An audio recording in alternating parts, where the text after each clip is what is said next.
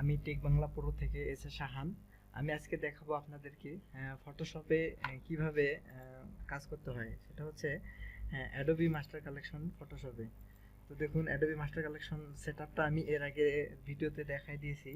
তো আমরা এটা নতুনভাবে আবার দেখব তো কিভাবে এটা নিয়ে আসতে হয়। তো আমরা অল প্রোগ্রামে যাব, গিয়ে অ্যাডোবি মাস্টার কালেকশনে যে আইকন দেখতে পাচ্ছি এই আইকনে ক্লিক দিব।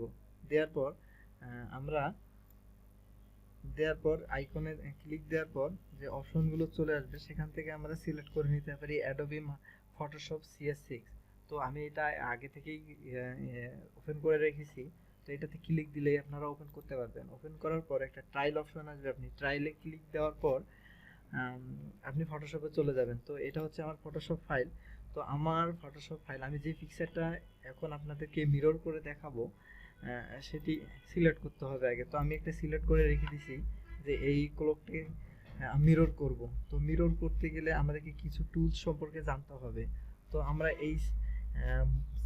এটা হচ্ছে মুভ টুল, এটা হচ্ছে সিলেকশন টুল। তো আমরা বর্তমানে এই move tool, selection tool and crop tool আর হচ্ছে গার্ডিনেট টুল ব্যবহার করে মিরর করব।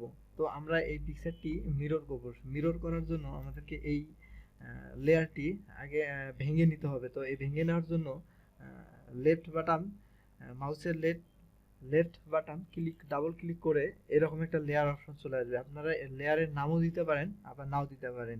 তো আমি নাম দিলাম না, ওকে চাপ দিলাম। দেখেন লকটি উঠে গেছে। তো যেহেতু লকটি উঠে গেছে তাহলে আমরা সিলেকশন করে নিই।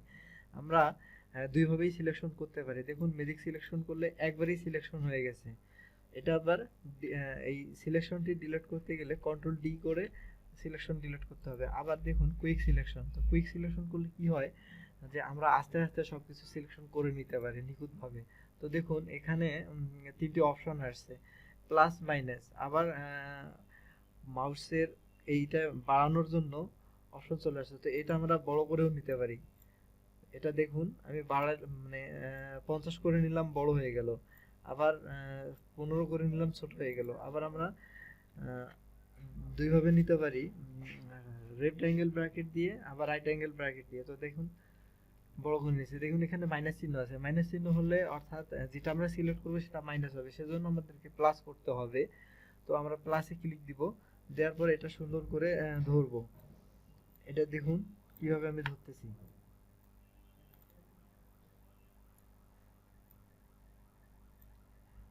দেখুন আমরা এটা সুন্দর করে ধরে নিয়েছি। দেখুন চতুর্থ সাইড দিয়ে সুন্দর করে ধরে নিয়েছি। তো এটা আমরাকে ট্রান্সফার করতে পারি স্পেস বাটন ধরে মাউস দিয়ে ক্লিক করে। তো দেখুন এখানে একটা মানে ধরে নিয়েছে। তো সেটা আমরাকে একটু মাইনাস করব। তো মাইনাস করার জন্য আবার মাইনাস টুলে যাব, গিয়ে এটা একটু ছোট করে নিব। ছোট করে নিয়ে মাইনাস করে নিব। তো এটা আমরা যখন মাইনাস করে নিলাম, তো এটা আবার আমরা জুম আউট করে নিব। নেওয়ার পর ব্যাক স্পেস বাটন দিলেও ডিলিট হয়ে যাবে, আবার ডিলিট চাপলেও ডিলিট হয়ে যাবে। তো আমি ডিলিট করে দিলাম। তো দেখুন এটা ডিলিট অবস্থায় হয়ে গেছে, পিছনে ডিলিট অবস্থায় হয়ে গেছে। তো এটা আমি ডিসিলেক্ট করে নিলাম।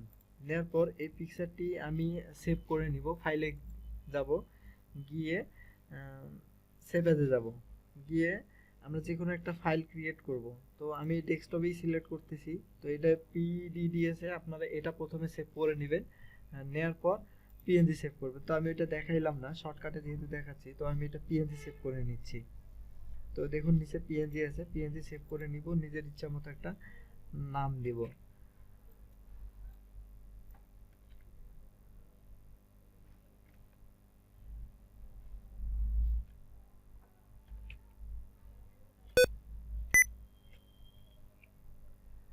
নিজের ইচ্ছা মতো একটা নাম দেব। তো আমি একটা নাম দিয়ে দিলাম যে এই পিকচারটি PNG সেভ করে নিলাম। নাম ফার্স্ট করে দিব, PNG সেভ করে নিলাম। আমরা মুভ টুলে আবার যাব, গিয়ে পিকচারের উপর ক্লিক করে এটাকে একটু ছোট করে নেব। তো আমরা ছোট করি, এভাবে ছোট করলে সমস্যা হয়ে যাবে, ফেটে যাবে। তারপরে এভাবে ছোট করলে আমরা অনেক সময় পিকচারটির রেজুলেশন খারাপ হয়ে যাবে। তো আমরা এটা ছোট করব অ্যারো সিস্টেমে।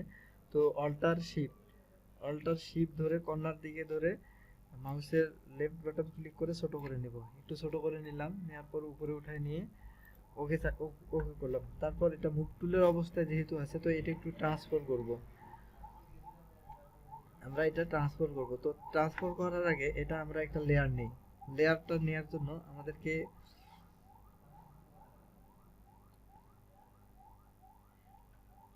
ক্রেডিট নিউ ফুল অ্যাডজাস্টমেন্ট লেয়ার, আমরা এই অ্যাডজাস্টমেন্ট লেয়ারে ক্লিক দেওয়ার পর সলিড কালার করার পর আমরা যে কোনো একটা কালার সিলেক্ট করে নিতে পারি।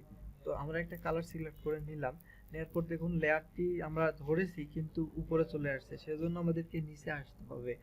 আমরা নিচে আসলাম, নিচে আসলে পিকচারটি উপরে চলে গেল।